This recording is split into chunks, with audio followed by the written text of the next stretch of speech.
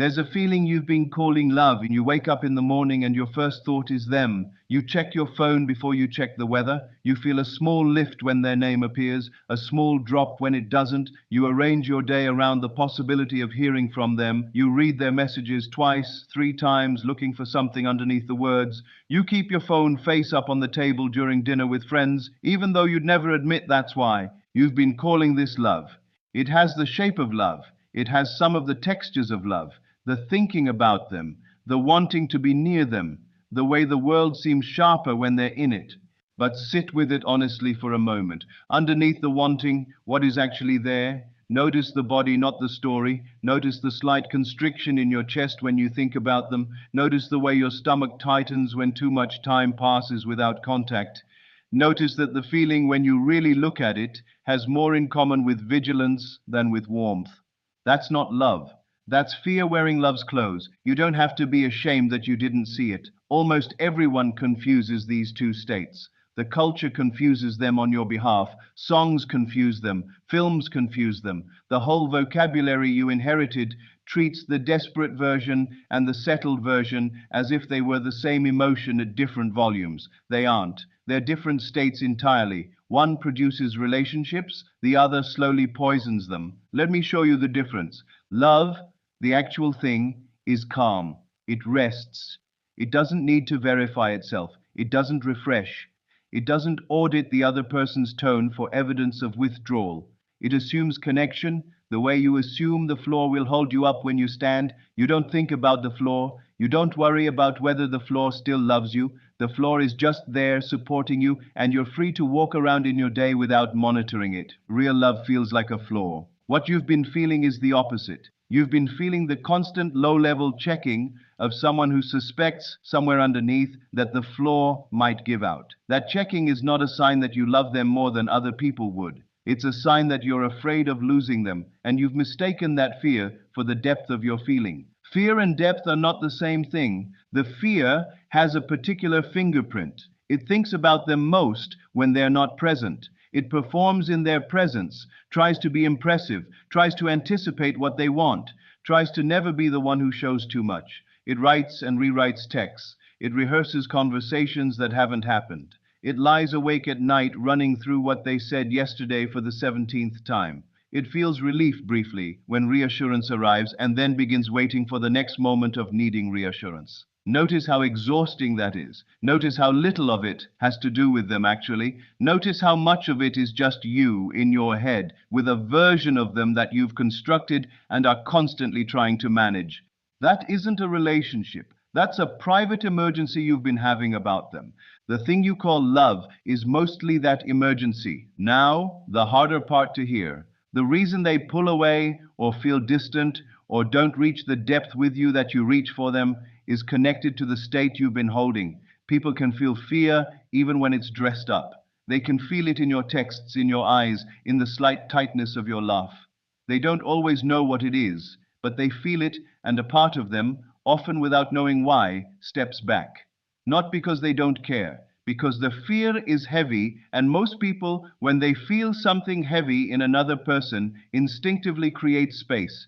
You think their distance is making you afraid. Read this carefully. Your fear has been creating their distance. The state you've been in is not pulling them closer. It's quietly producing the very thing you most want to avoid. Every reach to verify, every check of their tone, every anxious question sends a signal that the relationship is fragile. People respond to that signal by treating it as fragile. The fragility you fear is the fragility you keep manufacturing. This is not your fault in the moral sense. You weren't trying to push them away. You were trying to hold them, but you were holding them with the wrong hands. There are hands of fear which grasp, and there are hands of having which simply rest. You've been grasping. Stop. Not by trying harder to relax, not by lecturing yourself for being needy, just by noticing in the body the difference between the two states and choosing the second one. Here is what the second state actually feels like. You think of them and there's no spike of urgency. The thought is warm and quiet. You see their name on your phone and you feel something like a smile, but no surge. You go a few hours without contact and you don't notice. You go a day and you notice, but it doesn't disturb you. You assume connection. You don't audit it. You move through your day as someone who is loved, not someone hoping to be, someone who already is. Because once you're already loved, in your own felt experience, you stop performing for it, and once you stop performing, the relationship gets to breathe. And in the breathing, the actual thing has a chance to grow. What dies when you stop the fear is not the love. What dies is the desperate version. What's left when the desperate version is gone is something quieter and stranger and far more real. It feels almost too calm at first. You'll mistake the calm for the loss of feeling. It isn't. It's the loss of the static. The signal underneath was always there. Most people never get to the signal because they can't bear to turn off the static long enough to hear it. I want to talk about how to actually do this, because it's not something you can will into being through pep talks. The fear isn't going to leave because you've decided it's silly. The fear has reasons that go back further than this person. They're standing in the place where your old wounds are showing themselves to you. They're not the wound. They're the screen the wound is being projected onto. The screen is not the problem, the projector is. So when you find yourself spinning about this person, gently turn the attention inward, not to fix yourself, just to notice. The fear of losing them is almost certainly an older fear. The fear of not being chosen, the fear of being the one who gets left, the fear of being too much or not enough or the wrong kind of person to love. That fear was there before this person. They just gave it a place to land. You can let that older fear be without acting on it. You can feel it in your chest and not text. You can feel it in your stomach and not double text. You can feel it before sleep and not stay up reading old conversations to find evidence of where things went wrong.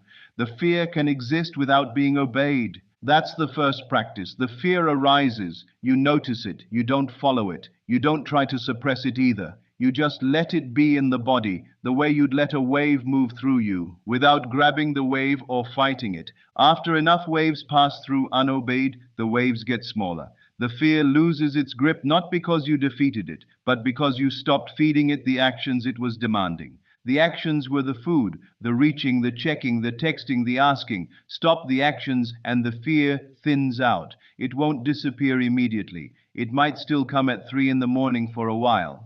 But it gets quieter, until one day it's just a small old habit you remember having. The way you remember being afraid of something as a child that no longer applies. Now the second practice, this one is harder, because it asks you to do something the old fear state will protest against.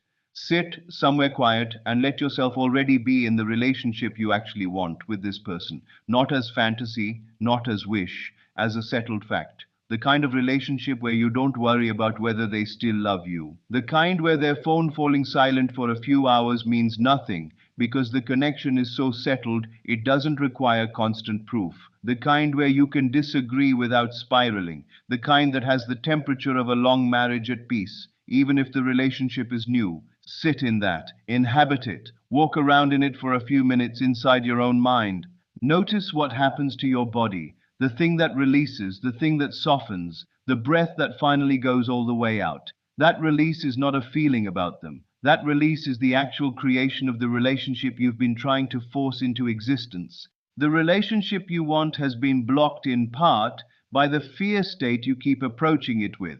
Approach it from the having state, even just in your own private interior, and watch what changes. Watch how your messages start to sound different. Watch how you respond to silence different. Watch how the relationship itself begins to take a different shape, almost imperceptibly at first, then unmistakably. You don't have to tell them you're doing this. You don't have to announce the shift. You don't have to give a speech about how you're working on yourself. Just hold the new state quietly and let the relationship rearrange itself around the new state. It will. People can feel a shift even when they can't name it. They start showing up differently in response to a person who is no longer broadcasting fear. Now, the part that's painful but necessary, sometimes when you stop the fear, you discover that the relationship was being held together mostly by the fear. That the constant reaching was in fact what kept it close, in a way you didn't see, and without the reaching, the relationship loosens, drifts, or ends. This isn't a failure of the practice. This is the practice clarifying what was actually there.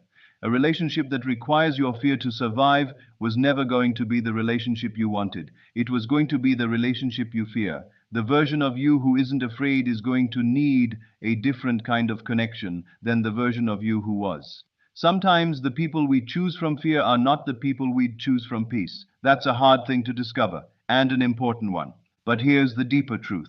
If the relationship was meant for the version of you that's becoming, it will survive the loss of the fear. In fact, it will thrive in it. The right relationship gets stronger when fear leaves. The wrong one falls away. Both outcomes are gifts, both are clarity. Neither is a punishment. Trust the clarity, whichever it brings. The other thing worth knowing. When you stop loving from fear, you discover that you can actually feel them for the first time. The fear was so loud that you were mostly feeling yourself, your own anxiety, your own projections, your own private weather. You weren't really seeing the person in front of you.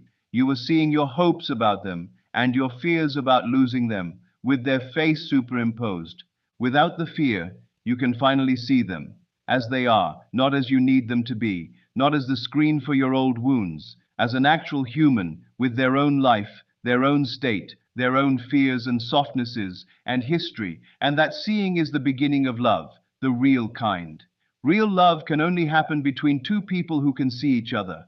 Fear love can't see. Fear love is too busy watching itself.